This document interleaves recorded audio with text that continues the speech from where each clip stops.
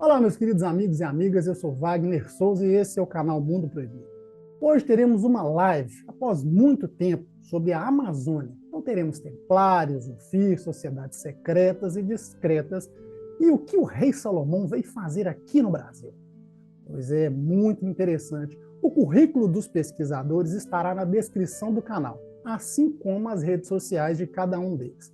Mas antes, estamos batendo a marca de 1 milhão de inscritos e eu fico muito feliz em ter você ao meu lado. Sabe por quê? Porque nós falamos do que falamos, da forma e com a profundidade do que falamos, e ainda assim conseguimos bater essa marca. Muito obrigado, gratidão, e agora sim, vamos começar.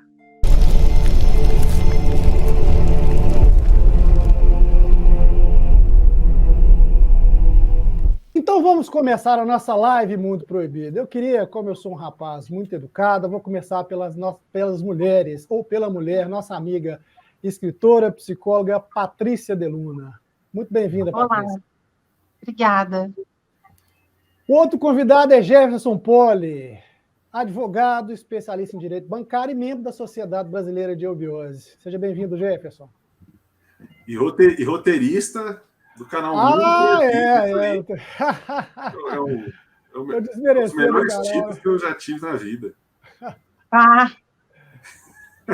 E o nosso convidado especial de hoje é a primeira vez que está aqui no Mundo Proibido, o professor Beto Varejão, que é professor, eu acho que é titular, né, professor, de História da Educação na Universidade de São João del Rei. Fala assim, professor? Professor titular?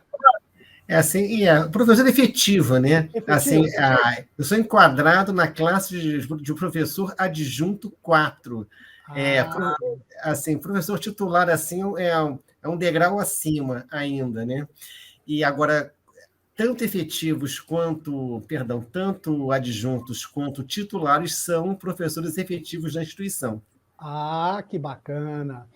Pessoal, muito obrigado. Hoje é um tema que vamos tratar, que é extremamente importante. Como eu disse na introdução do vídeo, eu já queria lançar a primeira pergunta. Professor Beto, diante dessa grande repercussão, começou nas redes sociais e foi parar na grande mídia, a Amazônia, na opinião do senhor, o que ela tem de tão especial que ela... É só porque mata e ninguém sabe? É a floresta e ninguém sabe? Só por causa dos recursos naturais? Ou tem algo ali que a gente realmente desconhece? Olha, Wagner, quando você fala assim, algo assim que a gente desconhece, algo que a gente desconhece, né? Então, certamente tem algo sim lá, isso é fato, né? Não necessariamente, tá? Algo físico, algo tangível, algo que nós possamos assim acessar com nossos 5 sentidos ordinários, em absoluto.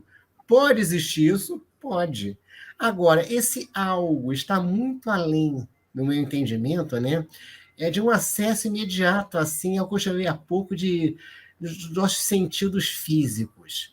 O que a Amazônia ela tem de especial, e particularmente aquilo que a Amazônia tem de especial, assim, e de significativo para o Brasil, é que nessa região, está contida toda uma perspectiva imaginária daquilo que dá sentido, daquilo que dá substância mesmo, né, à existência do Brasil como nação, do brasileiro como povo.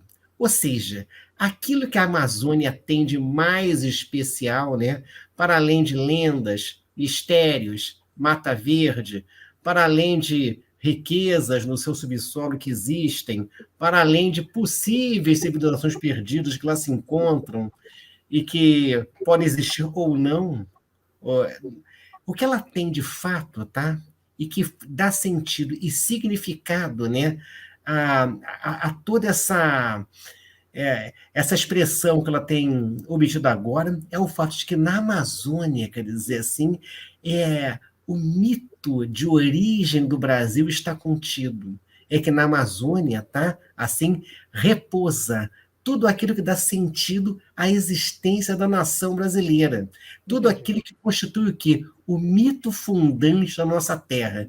Então, essa sua pergunta, tá, ô Wagner? Veja bem, o que a Amazônia tem? Assim, né? Pode ter muita coisa, tangível ou não. Pode ter muita coisa, acessível ou não aos nossos sentidos físicos. Mas fundamentalmente, né, o que a Amazônia representa para nós, brasileiro, é o significado maior da existência dessa pátria. É o mito fundante que nela reside. É aquilo que dá sentido à nossa existência enquanto povo. Tá? Isso é um primeiro detalhe que eu queria passar para vocês aqui adiante. Tranquilo? Tá. O professor, deixa eu só fazer uma pergunta. Eu acho que é importante isso aqui no Mundo Proibido. A gente tem um lema aqui, que em todas as lendas e mitos, sempre há pelo menos um fator real. Quando o senhor fala que é um mito fundante, do ponto de vista arqueológico, tem algum substrato, tem algum rastro para a gente seguir? Eu digo isso, inclusive, por causa da repercussão toda que teve aí com relação à Amazônia. A gente sabe que já tiveram várias civilizações lá, mas do ponto de vista acadêmico, ou melhor, do ponto de vista arqueológico, tem alguma civilização? Já teve? Tem rastro? Tem como seguir essas pistas? Olha, até onde eu sei, entende? Claro, existem, assim, alguns rastros, tá?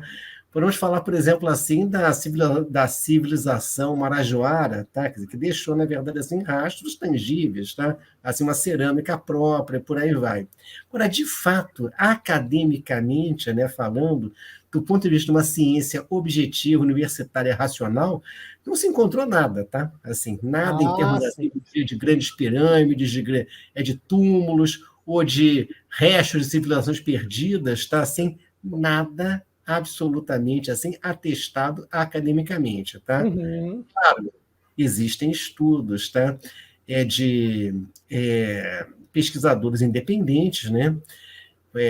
Imagino que ao longo dessa nossa conversa aqui vamos assim passar alguns dados sobre eles, né? Que chamam atenção, por exemplo, para inscrições petroglíficas, tá? Assim, tem um nome assim importantíssimo, né? Pouco conhecido, que é o amazonense, por sinal, de Manaus, Bernardo de Azevedo da Silva Ramos. Ele deixou em 1930 uma obra absolutamente monumental, chamada Inscrições e Tradições da América Pré-Histórica, né? Que é um livro, assim, um cartapacio imenso, tá? Assim, muito volumoso. Ele faz todo assim, um trabalho de levantamento de inscrições rupestres, tá? De desenhos em pedras, das itacoatiaras amazônicas, e ele associa, tá, essas inscrições, tá, ele, Bernardo da Silva Ramos, a presença fenícia, cartaginesa, hebraica, chinesa, grega, por aí vai.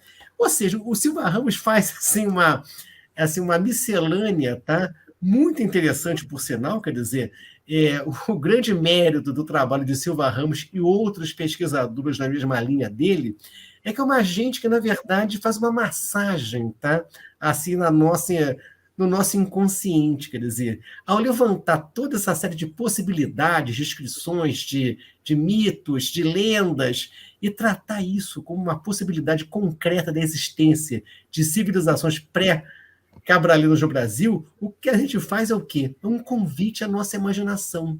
É um convite que nós sejamos capazes de expandir a nossa mente racional, aquilo que o Jefferson sabe muito bem, né? Que na Biose chamamos assim da mente concreta, quer dizer, o que essa gente faz, como Silva Ramos, ou o Freud Toron, o Cônego, Ulisses, Penaforte, o que a gente faz basicamente, tá, no meu entendimento, assim, é nos convidar a deixar as amarras de nossa mente concreta, tá, racional, e nos permitirmos alçar voo à chamada mente abstrata. Patrícia, você queria comentar?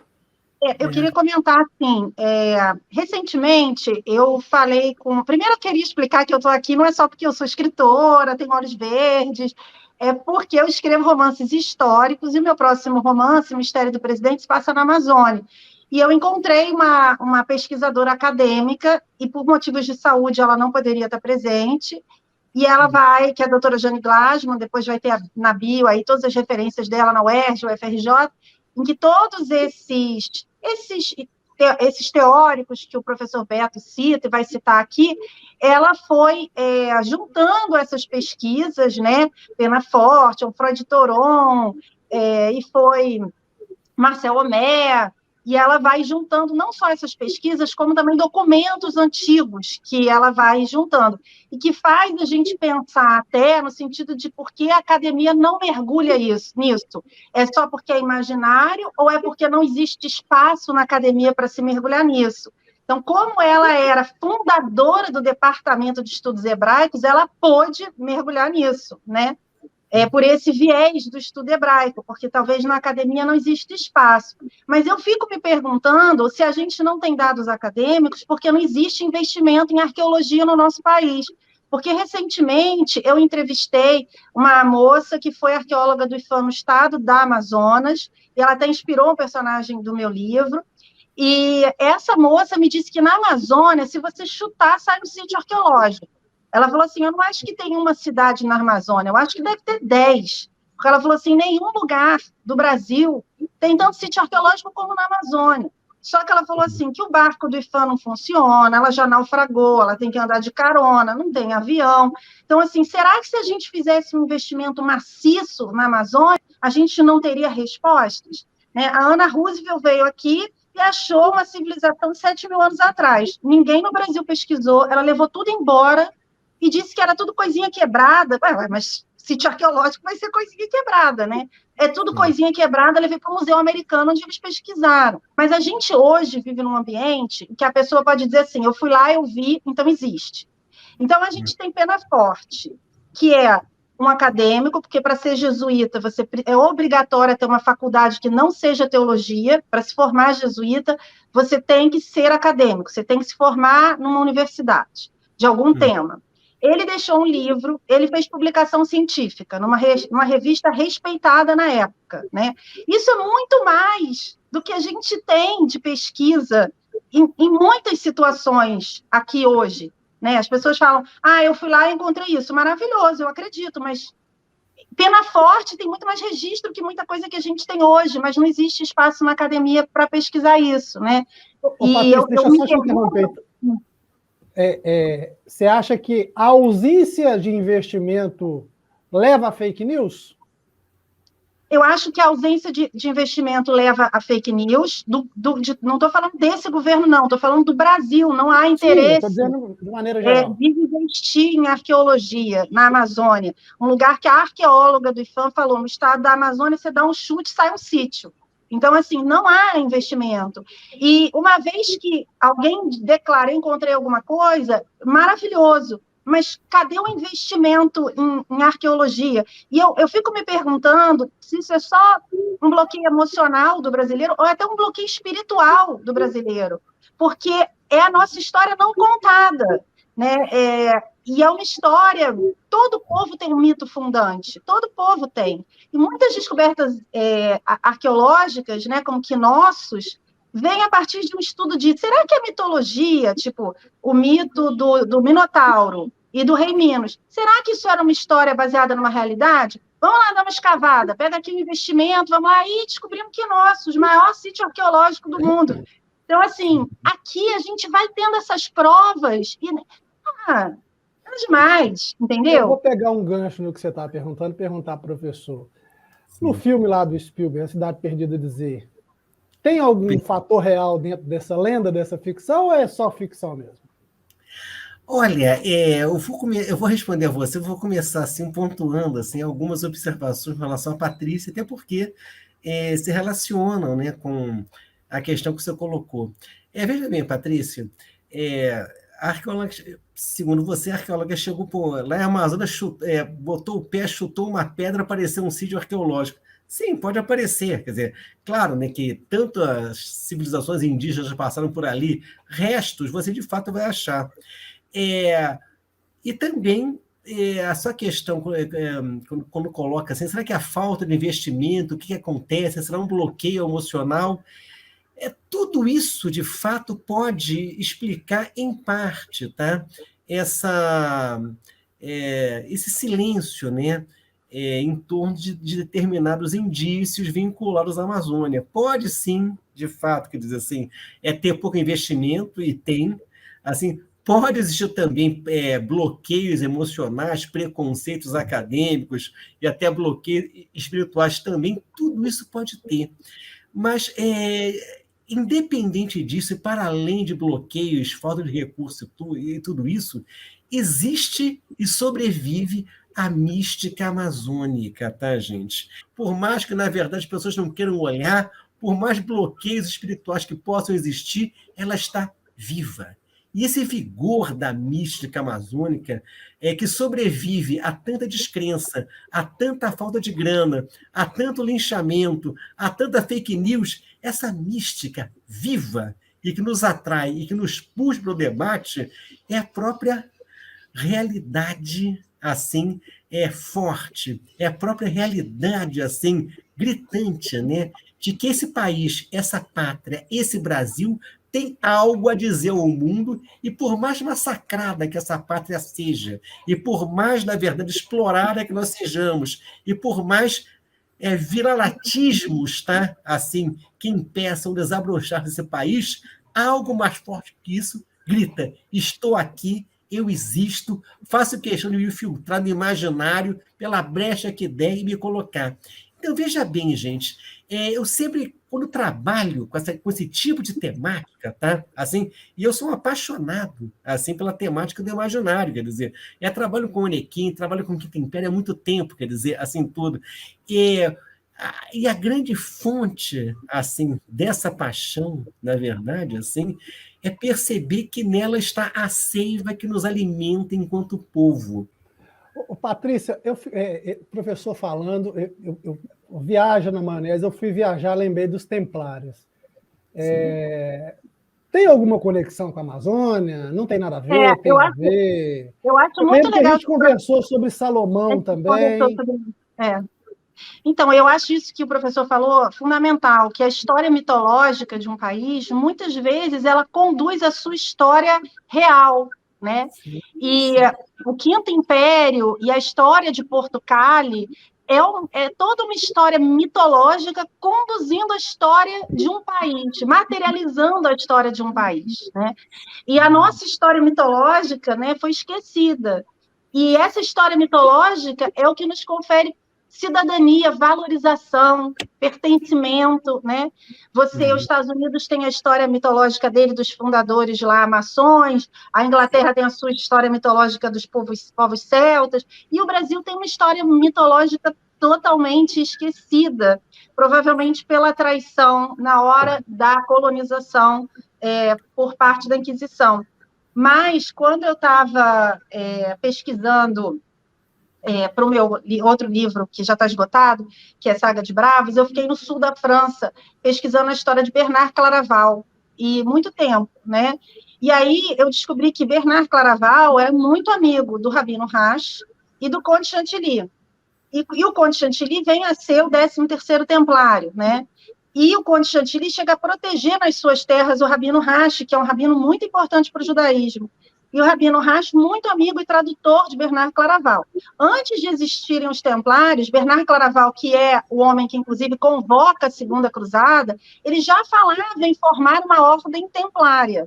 Então, muito provavelmente, o Rasch falou para ele, olha, lá em Israel tem os escombros do templo, onde, se você escavar, vai encontrar muita coisa. Não é difícil imaginar isso, gente, porque até hoje, né, os judeus querem escavar o templo, porque eles acreditam que vão achar muita coisa lá e não podem, por causa porque no Monte do Templo hoje tem como chama, gente?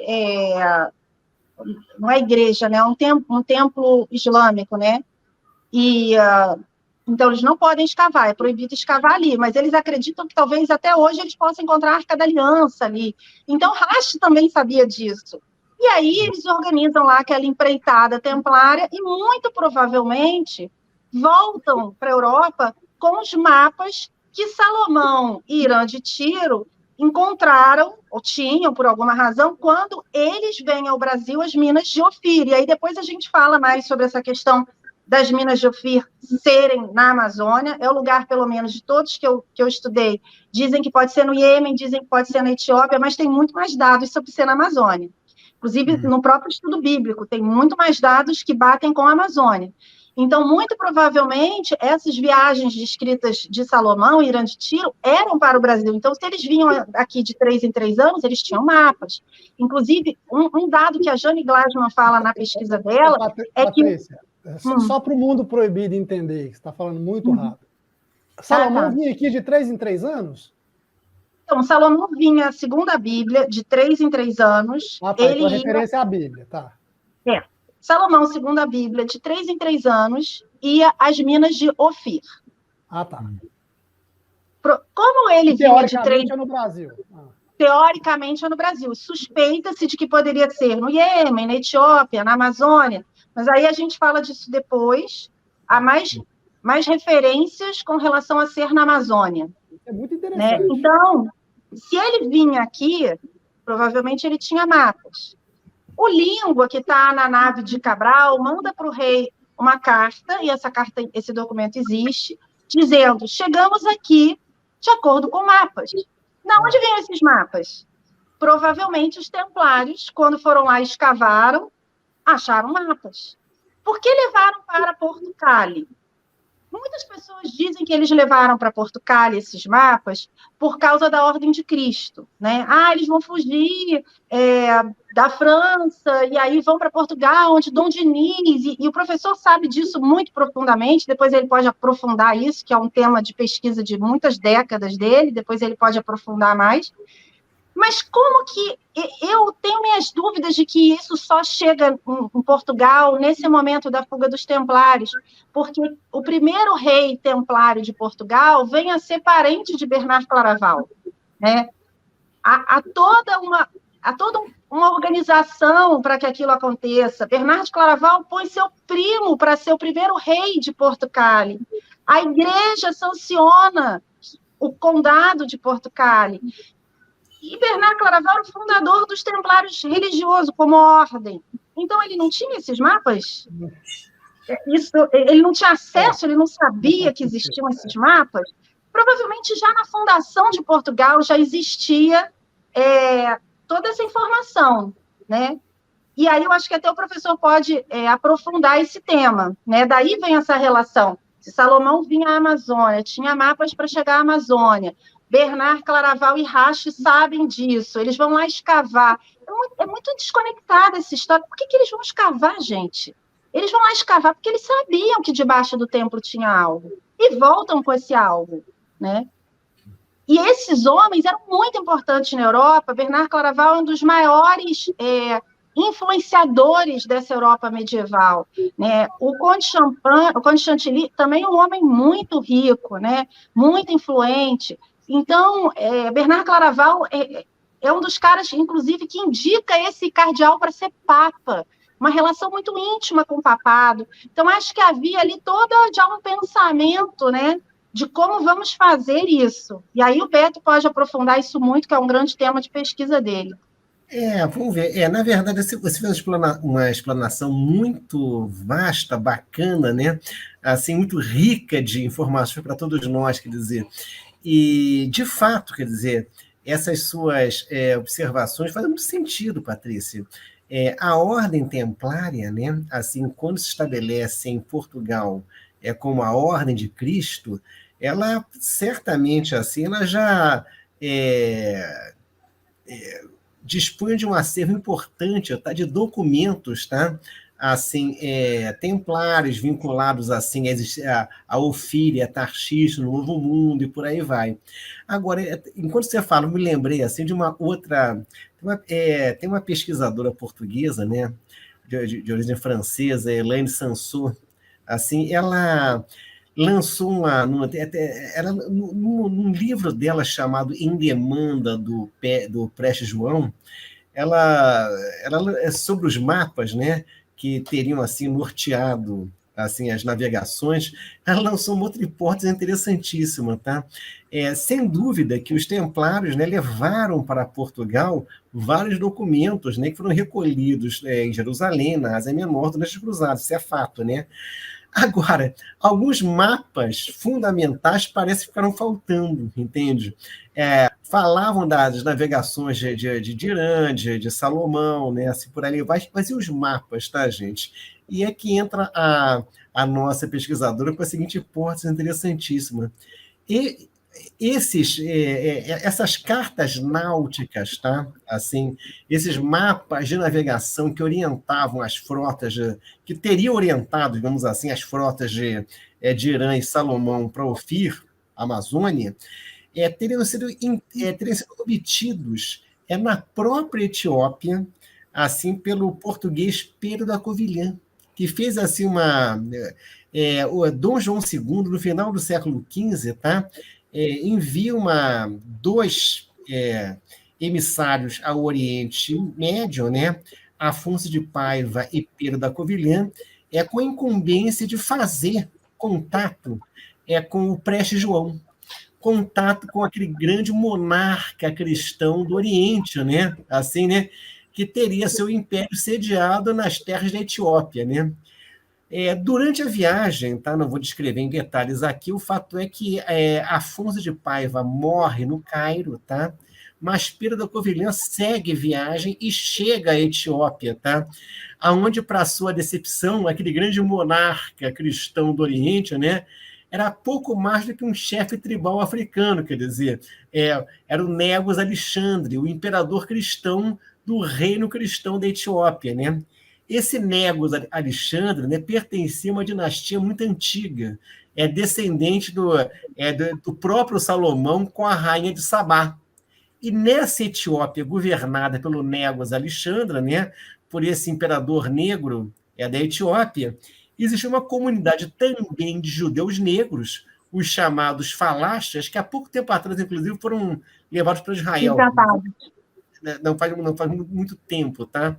Pois bem, foi em contato com os judeus falachas, tá? Com os judeus negros da Etiópia, que Pedro da Covilhã teria obtido, aí sim, aqueles mapas náuticos, né? Aquelas cartas náuticas que teriam orientado, tá? A viagem de Salomão de Irã para Ofir. Com base nessas cartas náuticas, tá? Assim, chegou-se à conclusão que o rumo da América, que o rumo assim que as viagens transoceânicas fariam sentido, tá, gente? Então, esses mapas náuticos, tá? Interessantíssimo, que até resgatam um pouquinho da contribuição africana, mesmo assim, para o processo de constituição do Brasil, quer dizer, perder aquela imagem, de repente, que o africano foi só escravizado, coitado. Não foi em absoluto, deu uma contribuição absolutamente fundamental para a formação do povo brasileiro.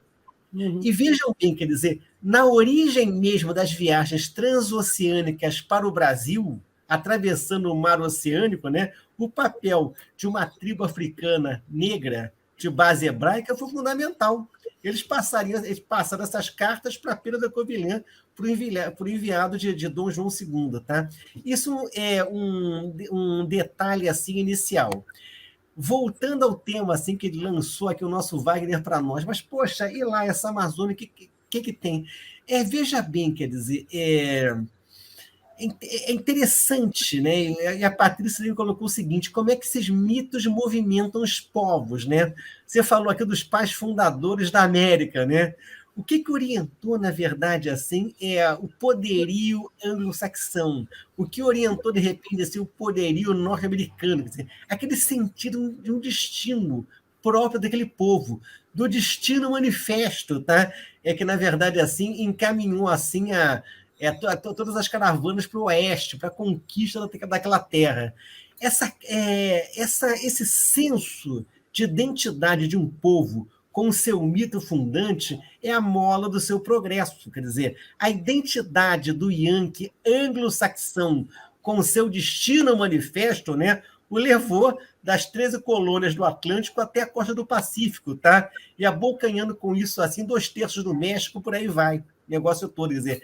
Então, vejam bem, quer dizer, no caso na Amazônia está potencialmente contida a ideia de um destino manifesto brasileiro. Mas ocorre uma situação curiosíssima, tá, gente? O Yankee anglo-saxão, ele introjetou na sua consciência fortemente esse sentido de missão, quer dizer, houve, na verdade, assim, toda uma programação muito consciente no sentido expansionista daquele povo, daquelas 13 colônias. No Brasil, esse sentido de missão existe, e muito forte, mas inconscientizado. É interessante. O norte-americano conscientizou o seu sentido de missão nacional. O brasileiro tem esse sentido muito forte, mas inconscientizado. Quer dizer, a força do nosso povo vai despertar em toda a sua plenitude quando esse senso de missão se colocar. E não é pelo fato dele ser inconscientizado que ele está inativo, não. É interessante, né? Assim, de alguma maneira, quer dizer, sempre existiu um chamado do brasileiro em direção ao oeste. Sempre existiu um chamado do brasileiro em direção ao interior. E agora, meu amigo Poli, eu falo também, espirituais transitaram do Tibete para o Brasil, entende assim? Estão colocadas... Ele desembarca na Bahia. E não sei se vocês conhecem, tá? Talvez o Jefferson tenha tido acesso a isso na Eubiose, mas o brasão de Tomé de Souza é interessante. É uma pomba carregando um ramo no bico, né, sobre um fundo verde voando. E embaixo, né, uma inscrição latina, assim, ic illa revertum arcam est, coisa do tipo. Quer dizer o seguinte, e a arca voltou, assim, ao seu ponto de origem. Isso quer dizer o quê, gente? Vamos voltar aqui à mística da Amazônia e associar agora a Tomé de Souza, tá, gente? No século XVII, um escritor nascido no Peru, em Lima, mas filho de judeus portugueses, um cidadão chamado Antônio de León Pinelo, inclusive descendente do rabino Moisés de León, um dos fundadores da Cabala Hebraica. Tá? Esse nosso amigo Dom Antônio de León Pinelo, nascido em Lima, escreveu um livro chamado O Paraíso no Novo Mundo, tá, gente? E ele fala que aquele paraíso perdido de Adão e Eva, né, se localizava exatamente na Amazônia brasileira, debaixo da linha equatorial. Disse mais, tá? Que a Arca de Noé teria sido construída, tá, nos Andes peruanos, assim, e de lá descido para o rio Amazonas, onde navegou em direção ao oceano. Quando a chuvarada começou, tá, essa Arca de Noé foi erguida, né, do rio Amazonas para o oceano, deu a volta ao mundo, e à medida em que as águas baixavam, Noé ia semeando, tá, a espécie humana em vários continentes. Ou seja, o homem nasceu no Brasil, o ser humano, tá, gente? E Noé teria espalhado a nova humanidade a partir de uma semente brasileira. Até que quando as águas baixaram de novo, né, a Arca de Noé volta para o Amazonas, assim, na região do tal paraíso. Vejam bem, gente, quantos brasileiros conhecem essa história, tá, gente? Muito poucos. Dom Antônio de León Pinelo, tá, só chegou ao meu conhecimento através de um escrito também esquecido do Sérgio Buarque de Holanda, tá, gente?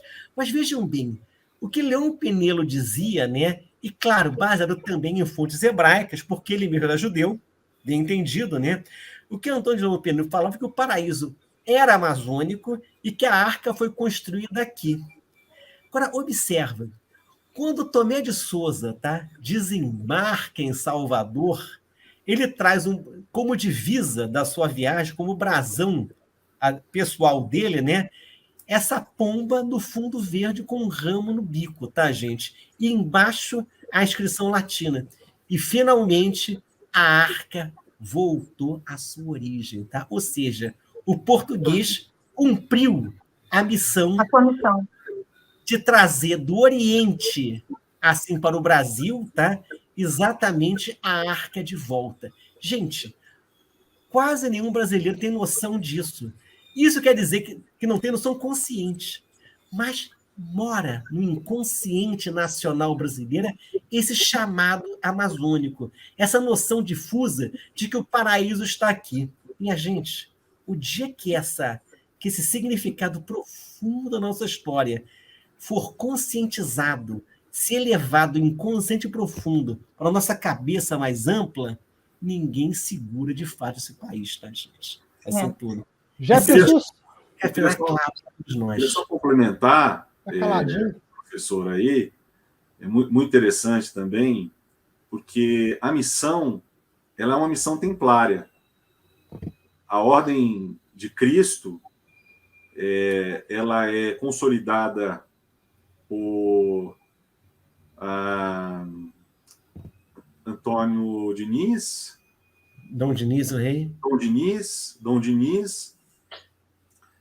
E isso aí, logo depois que se encerra, né, por Clemente V, a Ordem do Templo. Sim. Então, ele vai transferir, né, todos esses valores templários para a Ordem de Cristo, e isso é confirmado, enfim, pelo próprio Clemente V depois de alguns anos, né, que isso realmente toda essa poderia ser transmitido, né, poderia ser transferido os tesouros, enfim, as riquezas aí para a Ordem de Cristo, e a Ordem de Cristo ela vai se estabelecer no convento de Tomar, em Portugal, em 321, mais ou menos, né? Então, nós temos aí, nesse período, né, do Brasil, nós temos uma missão consolidada, principalmente porque nós estamos falando do ápice, nós estamos falando da NASA da época. As luzes, elas já estiveram por Roma, já estiveram também por Portugal nesse período, né, das grandes navegações. E quando eles chegam aqui para cumprir missão, eles cumprem mesmo. Eles passam aqui 200 e poucos anos, que inclusive é uma parte da história perdida. As pessoas não têm noção do que aconteceu com essa história, desses primeiros aí 200 anos de colonização templária no Brasil, como foi essa administração. Nós somos assim hoje, a culpa é da colonização portuguesa. Não tem noção da contribuição espetacular que foi feita pelos templários nesse início, né? Inclusive com uma preocupação muito grande na educação e da educação religiosa, para que houvesse realmente uma formação positiva, né, durante esse processo. E como tudo, depois isso é deturpado. Mas é muito interessante, tem uma obra que fala sobre isso, que é do Tito Lívio Ferreira, né, que é a Ordem de Cristo no Brasil, é uma obra de 1894, mas que vai falar o que foi essa construção. Não é um negócio brincadeira, né? E essa miscigenação que tanto a gente vê consolidada no Brasil, ela começa ali desde Roma, isso depois vai ser transferido também para Portugal. Portugal tem que fazer a defesa, né, ali do Estreito de Gibraltar, né, e consolidar tudo isso. Depois toda essa consolidação é levada, né? Inclusive é considerada Portugal o país mais aberto para que outras pessoas do mundo viessem, né, compor com Portugal. Então, Portugal, você veja que o piloto, né, da nossa expedição portuguesa para o Brasil, ele é árabe, né? Que aí você tem assim uma miscigenação ali de povos que romperam barreiras, né? Que trabalharam muito para que essas expedições acontecessem. E elas aconteceram por 200 anos. Acredita-se que foram 64 mil quilômetros registrados por Portugal, né? Não só na costa africana, no Mediterrâneo, mas também na brasileira. Então, é um trabalho de muitos anos. Você tem aí 1494, de Colombo, expedições que voltaram com poucos homens, né? Vão com 300 homens, voltam com menos de 50. Então, a expedição também de Cabral, né, volta com menos 7 navios da primeira vez. Então, assim, o sacrifício português, né, também nesse período foi muito grande para ativar o Brasil. E o Brasil, e aí vem a grande curiosidade, ele sempre ficou oculto. E existiu sempre uma preocupação de que ele fosse preservado. E isso nós vamos entender depois, mais para frente, né, cruzando mais informações. Mas esse é o grande mistério. Por que o Brasil se ocultou? Por que o Brasil foi uma missão dos templários, né, da Ordem de Cristo, tão consolidada, né, que era considerada a NASA, né, era considerada nosso máximo nesse período, né, e ela foi ali se preocupar, né, ali em ativar o Brasil nesse período, depois de tanto tempo isso oculto, tanto tempo isso resguardado, né? Depois eu vou, viu, Wagner, a gente vai trabalhar aí um roteiro para a gente aprofundar mais nesse sentido. Vamos, né? Mas isso é muito interessante. Patrícia, quer comentar alguma coisa? Comentar. Sim, é muito interessante isso da Arca de Noé, né? Eu pesquisei muito Penaforte para o meu próximo livro. É minha missão na vida, assim, fazer meus livros chegarem ao mundo, já estão sendo traduzidos, para fazer a gente conhecer e o mundo conhecer essa utopia Brasil, essa mitologia Brasil, que é desconhecida. Essa é a minha missão através da minha literatura de mistério e de arqueologia insólita. E isso que o professor falou sobre a Arca de Noé ser aqui no Brasil, está relacionada à América, é muito interessante e cruza muito com os estudos do Penaforte, que é uma figura que eu usei muito para escrever esse mistério, porque Penaforte vai dizer que Ofir seria descendente de Octã, que seria descendente de Noé, e que, para Penaforte, Ofir teria chegado à Amazônia. E a razão dele ter chegado à Amazônia é porque os descendentes de Noé eram navegadores.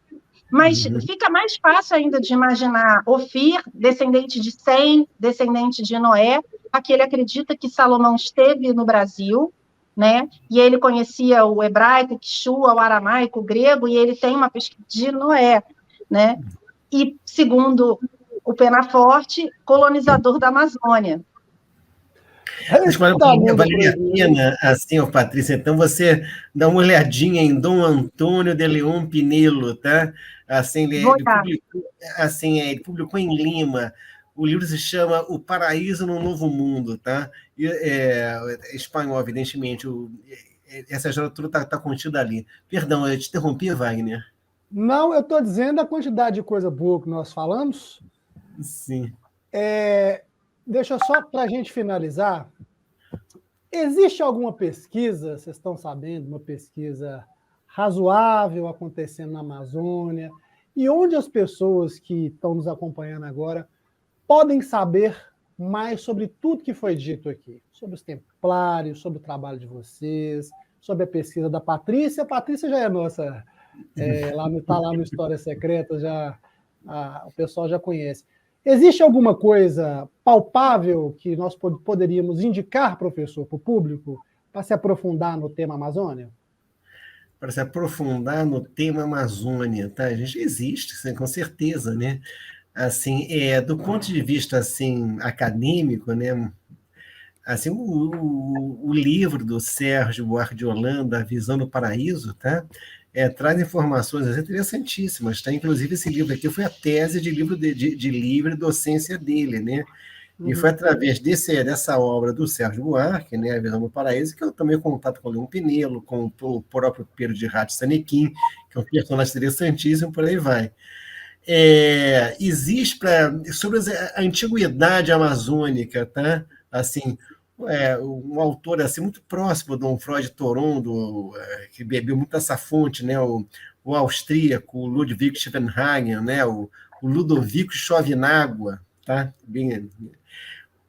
Um outro autor também que eu acho da maior importância, que não tivemos assim, um caso de mencionar aqui, assim, que dá uma centralidade muito grande à questão da Amazônia, né, para o Brasil, que é o mexicano José Vasconcelos Calderón, no seu livro A Raça Cósmica, tá, gente? Inclusive, até aproveitando o gancho aqui do Jetterson, né, chegou comentando o que o Brasil ficou à margem, ficou guardado, tá, gente? E o nosso mexicano, o Calderón, né, um cara interessantíssimo, tá? Ele foi advogado de formação, chegou a ser ministro da Educação no México, tá? Era um teósofo, ele escreve em 25 um livro chamado A Raça Cósmica, tá? Que dá muita informação bacana para quem quisesse adentrar nessa mística da Amazônia e da sua centralidade para a nação brasileira, tá, gente? O Vasconcelos fala que o Brasil, que a América Latina, né, e o Brasil em particular, ficou guardado, tá, por tantos milênios, exatamente para que aqui se fundisse a quinta raça, ou a raça cósmica, tá? Resultado final, né, da fusão dos negros lemurianos, do cônego com pena forte, tão citado aqui pela Patrícia, quer dizer, todas essas leituras da maior importância, tá? Para quem quiser se adentrar nos mistérios amazônicos e na sua importância para a formação do mito fundante do Brasil como um todo. Maravilha. Mundo Proibido, o professor está dizendo da quinta raça, é a quinta raça raiz. Quem quiser saber mais, nós temos lá um documentário de 1h20 chamado A História Secreta da Humanidade. Quem não viu, é importante ver. Patrícia, quer deixar assim, alguma coisa? Quero. Então, eu acho que também um autor muito interessante, que fala também dessa relação de Noé com o Brasil, que é o Marcel Homé, que vai falar que Manoa é Eldorado, significa Manoa, as águas de Noé, e que relaciona o Eldorado também a essas migrações pós-diluvianas, né?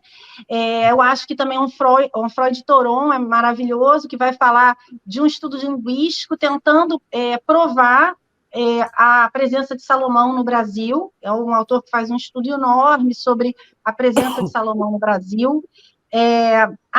Também a Jane Gladman, que tem essa tese que vai falar de todos esses pesquisadores e de documentos que ela também foi encontrando. Quem quiser participar do meu Clube do Livro, a primeira edição do clube, a gente vai estar lendo a tese da Jane Gladman. Quem se inscrever vai receber o PDF. Vocês têm que ir em Linktree/Patrícia Deluna.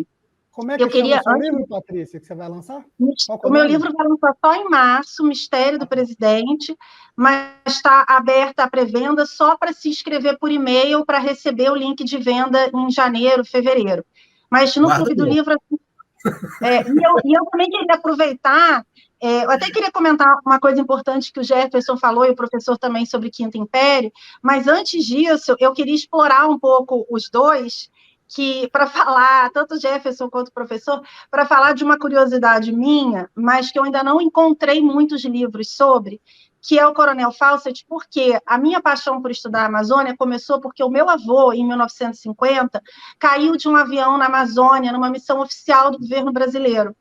E ele caiu muito próximo, no Mato Grosso, perto do Xingu, perto de onde também se desapareceu o Coronel Fawcett. Meu avô era uma pessoa muito importante, era muito amigo do Rondon, era um estudioso de línguas, e era amigo do Chico Xavier, era kardecista, e o Chico fala para minha avó, o Alain está vivo. Depois passam 3 meses, o Alain continua vivo. E aí o Rondon, sendo uma pessoa tão importante, o Chico Xavier, a credibilidade que ele tinha, o Rondon sendo amigo do meu avô, ele já não fazia mais expedições, mas manda o Viriato, o braço direito dele, olha, aciona a sua expedição no Mato Grosso para ir procurar o Alain. E eles dizem que meu avô está sendo trocado pelas tribos. E depois ele desaparece. A gente perde esse contato dele por um tempo, e aí depois o que aconteceu no final da história, só vou contar lendo para quem lê o livro, né? A história se passa entre 1950 e os dias de hoje, mas o fato do Coronel Fawcett ter se perdido perto de onde o meu avô se perdeu, e outra coisa, muitas expedições se formaram na busca desse avião do meu avô, que se tornou, na época, a imprensa marrom disse que esse avião tinha caído porque levava urânio, que tinham diamantes indo para os Estados Unidos, então uma série de caçadores de tesouro vai atrás desse Titanic na Amazônia.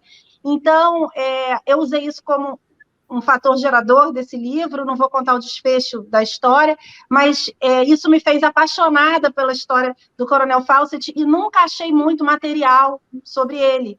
Então, se vocês dois, antes da gente fechar, se o Wagner permitir, queria que vocês falassem um pouquinho sobre isso, e depois eu queria fazer um comentário sobre essa coisa da quinta raça, quinto império, que o Jefferson e o Beto falaram antes da gente terminar, e sugerir que para participar do Clube de Livros Raros e se inscrever para o meu livro, depois eu pedi para o Wagner botar na bio, é Linktree/Patrícia Deluna. Jefferson, por favor. Olha, Patrícia, nós temos aí um trabalho muito grande de grandes exploradores, né, grandes coronéis. O próprio coronel Alexandre Beguini, né, ele traz um registro, inclusive, muito interessante da Amazônia, né, que ele encontra, indicando que da América do Sul saíram os pré-egípcios, né, para a colonização da África. Isso é algo que o Ludwig Schwenhagen traz, né, na obra dele, cita na obra dele, algo marcante, né, sobre a Amazônia também. A Amazônia ela tem muitos mistérios. E é isso que a gente precisa descobrir, né? Por que ela foi guardada há tanto tempo? Quais são esses mistérios? Né? E você está no caminho certo, porque a lei ela provoca a gente, né? Ela faz a gente ir a fundo, investigar, né? Ela toca a nossa alma. A gente passa a se dedicar, às vezes, uma vida, como aconteceu com o professor Beto, né? Que se dedicou uma vida a estudar o Quinto Império e o que está por trás, né, dessa alegoria, né? Porque o verdadeiro Quinto Império está dentro de todos nós. Nós temos que buscar, né, como Jesus bem disse, né, não o reino de Deus fora de nós, mas dentro de nós. Né? Da mesma forma que o Quinto Império, nós devemos buscar, né, no sentido que ele tem, né, dentro de nós.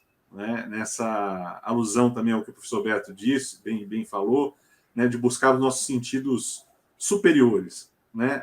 Esse mental abstrato, essa intuição, né, essa vontade sua, né, intuitiva também, de pesquisar, né, que você está aí pesquisando também e vai encontrar coisas maravilhosas, viu, Patrícia? Pelo que você está me contando, né, a lei já preparou um bom caminho aí para que você mergulhe nisso.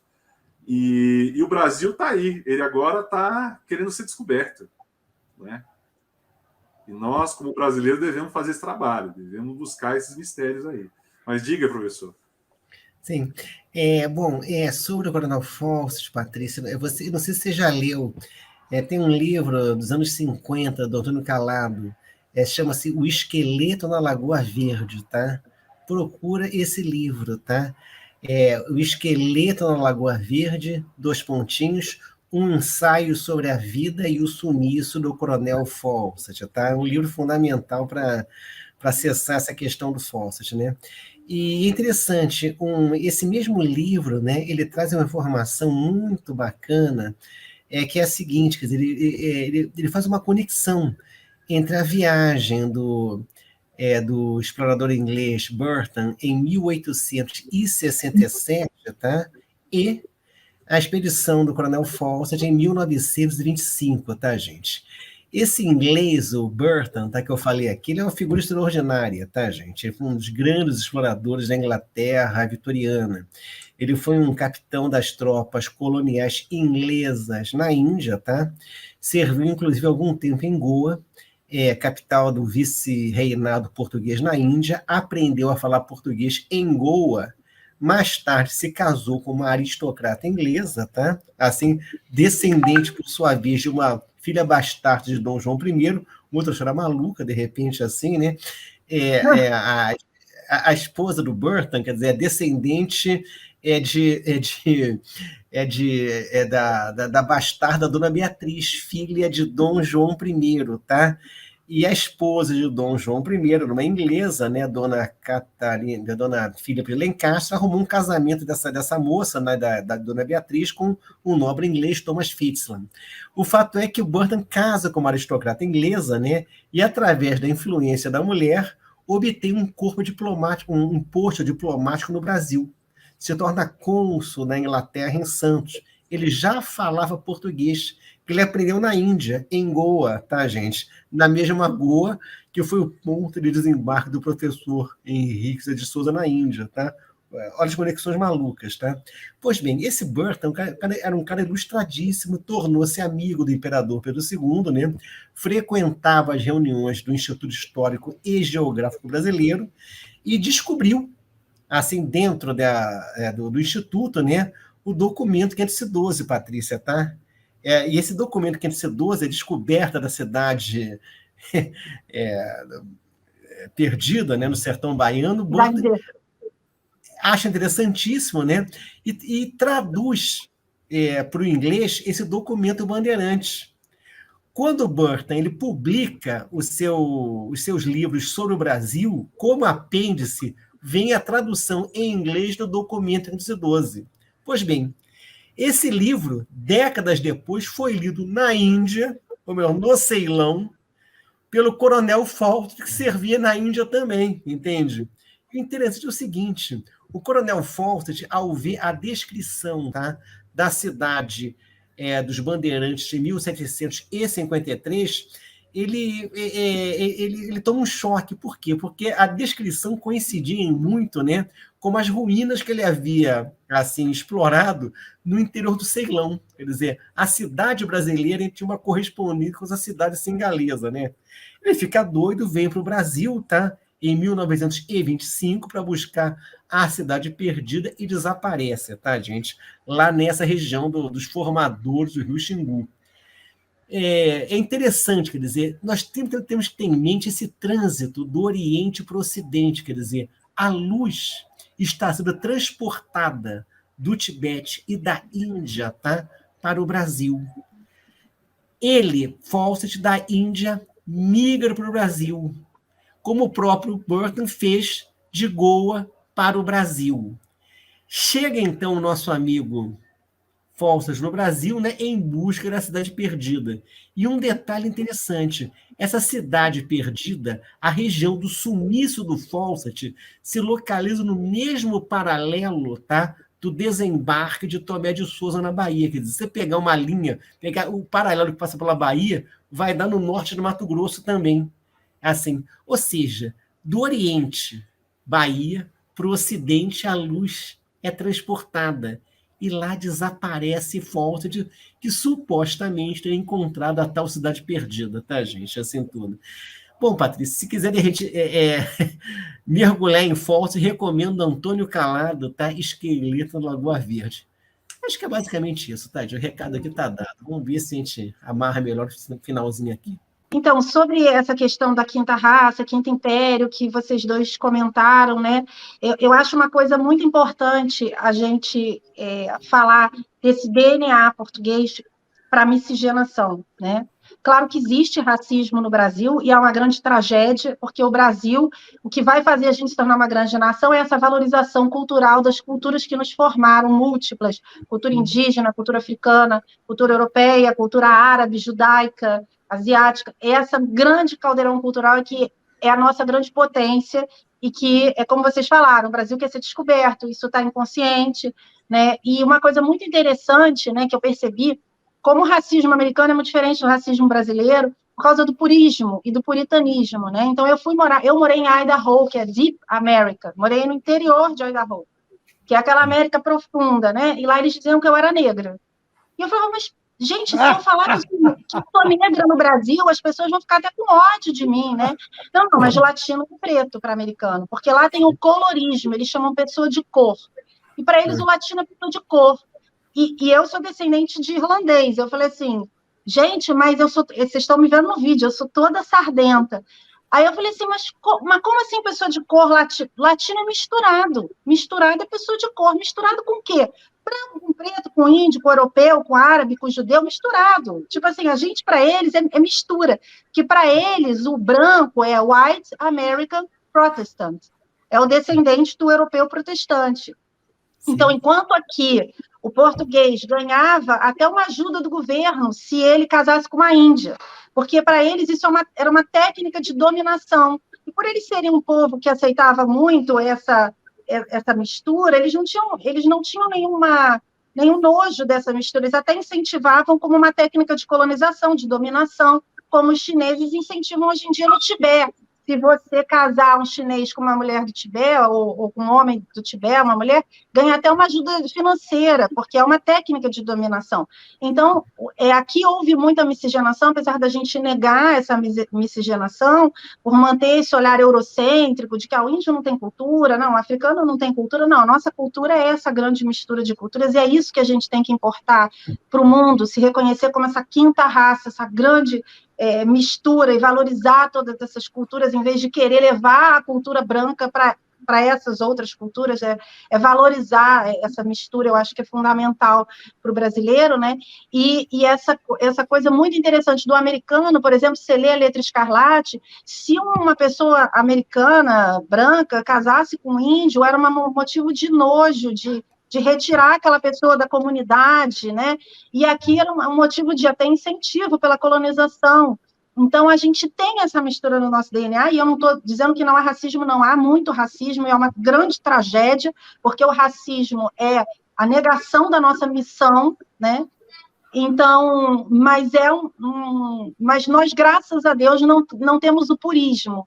E isso eu queria muito que o professor falasse desse futuro da Amazônia. Por que a gente vê muito na internet as pessoas falarem os estrangeiros querem a Amazônia, os estrangeiros querem roubar a Amazônia, nos jornais também, mas tem um outro motivo para se querer roubar a Amazônia, que é sobre essa missão brasileira, que vai muito além também das nossas riquezas, que há, claro, grandes riquezas na Amazônia, mas também há um outro motivo. Sim, eu acho a sugestão da Patrícia assim, fantástica, né? Inclusive, eu acho até que a gente passou meio que batido também, muito raspão no José Vasconcelos Calderon, no seu livro A Raça Cósmica, tá? Que dá conta dessas questões que você colocou muito bem, tá, Patrícia?